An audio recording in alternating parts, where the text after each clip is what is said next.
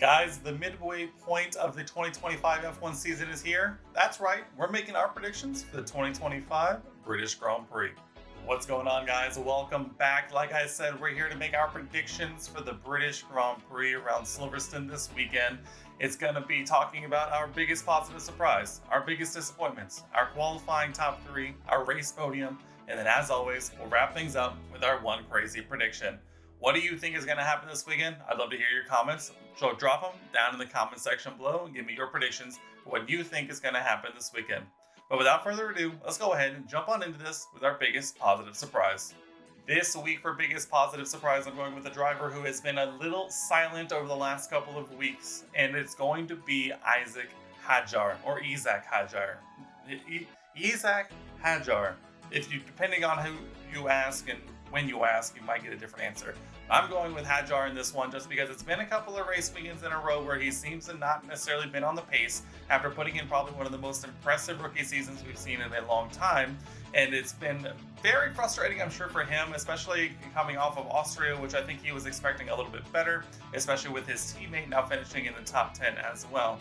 And so I think Isaac, I'll just go with Isaac, is going to have a nice little bounce back weekend here in Silverstone. And just because it just feels like it's been too long since we've seen him really, put in that one of those performances that we've gotten used to so far in 2025. And so I think it's just about time that we see another Isaac Hadjar masterclass, where at the end of the weekend you look back and go, wow, he had a great weekend. I think he'll finish well above Liam, and I think he finishes inside the points pretty comfortably.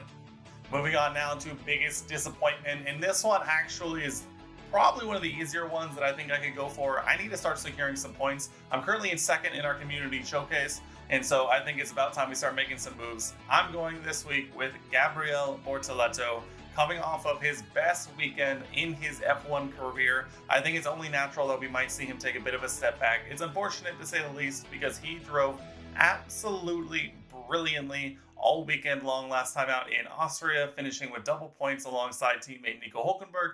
And so unfortunately, I think this is just kind of going to be one of those weekends where, following a really good weekend, he might kind of struggle to back it up with another weekend right after. And so I think we could see a bit of a slide back for Gabriel. I predicted Nico Hülkenberg a couple of times this season, just predicting this exact same thing.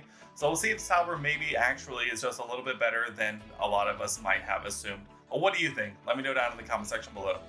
Let's move on now to qualifying top three. We'll begin in P3. I'm going with George Russell this time. Obviously, George is pretty motivated, like a lot of the drivers on the grid, to perform very well here. It's his British Grand Prix, it's his home race. I don't think anyone could blame him. Last season, we saw him qualify extremely well, putting it on pole position for his home race. Now, ultimately, Lewis Hamilton did end up coming home to take the win, but George has shown a lot of pace in qualifying, and I think Mercedes is going to want to come up and show out for the British crowd.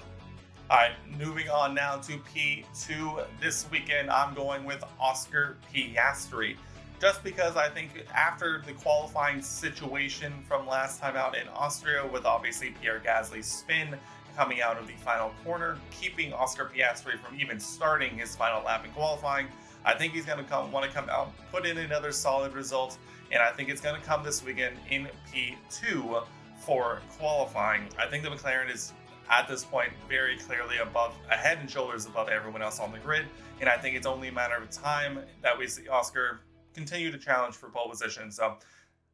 But unfortunately, he's going to have to go through his teammate. That's right, Lando Norris is my pick for pole position around Silverstone.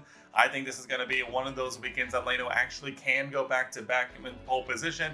Obviously, Lando has got to be carrying a lot of confidence coming off of his pole position and win in Austria, especially considering he battled his teammate for a good majority of that race. And so not only is Silverstone his home race, it is a race that they've actually done pretty decently at before, minus a couple of strategy errors. But when it comes to raw pace, I think Lando has what it takes, and he's driving with a lot of confidence. So I think he can do it. I think Lando Norris is pole position worthy.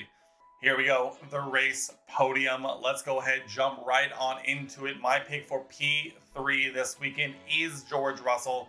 I think George is going to be best of the rest this weekend outside of McLaren. I think Mercedes went very well around here last season, obviously, and I think George is going to be more than motivated to want to come and bounce back from a pretty anonymous Austrian Grand Prix. And so I think he'll do that this weekend. It's his home race. He's going to want to show out. And I think it's going to be as good as it could possibly get, mainly because I don't see any teams challenging McLaren for the win. And so I think George Russell's going to get the next best thing, best of the rest, final spot on the podium. Moving on now to P2, I'm going with Lando Norris in this one. I think Lando is going to back up his performance in Austria with a pole position and a podium to boot on his home race. But I think we might see a different winner from Lando not being able to convert that pole to a win, just because I think it could be one of those weekends that we see it's going to be a lot of high energy, a lot of high emotions. Could it be a single mistake that dooms him from taking a win at his home race? Time will tell. I think he's more than capable of doing it, but this weekend I just feel like there's something in the air about home races that really gives me pause.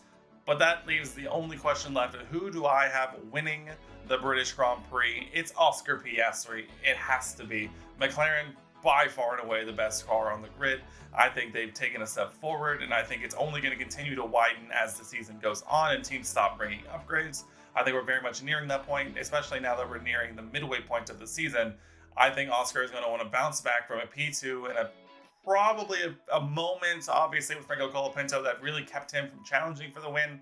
I think he's going to come back hungrier than ever, and I think it's going to culminate in a win at the British Grand Prix. Well, what do you think? Let me know down in the comment section below. But my podium is a Lando Norris P2, a George Russell P3, and an Oscar Piastri win. All right, my one crazy prediction is going to take a little bit of explaining for once, because I've actually gone with a little bit of a loophole in this one. So let me know if this is actually even valid, or else I can change it, I promise. My one crazy prediction for this weekend is that Lewis Hamilton out-qualifies and finishes ahead of Charles Leclerc this weekend. That's right, I think Lewis is going to be on the pace over Charles this weekend at his home race. Now, this has not happened at all in the entire season up to this point. In fact, Lewis has only finished ahead of Charles in one Grand Prix dating all the way back to Imola. And so he's obviously out-qualified Charles a couple of times, but at the end of the day, Charles always seems to get the best of him in the race. So this weekend on home soil, Lewis Hamilton out-qualifies and finishes ahead of Charles Leclerc. All right, guys, there we have it. My 2025 British Grand Prix predictions has come. And what do you make of my predictions? I think they're doing pretty well. I think I have a good mix of excitement with some pretty solid staples at the same time. I need to start making some inroads in our community showcase. Speaking of which, if you're interested in joining our community predictions challenge, you can head to the link down below, join the Discord, and leading up to every single Grand Prix weekend, I'll make a call for these exact predictions. You can have your predictions included in this predictions video if you get them in on time, or at the minimum, you can join our predictions championship and see if you can prove that you know wheel.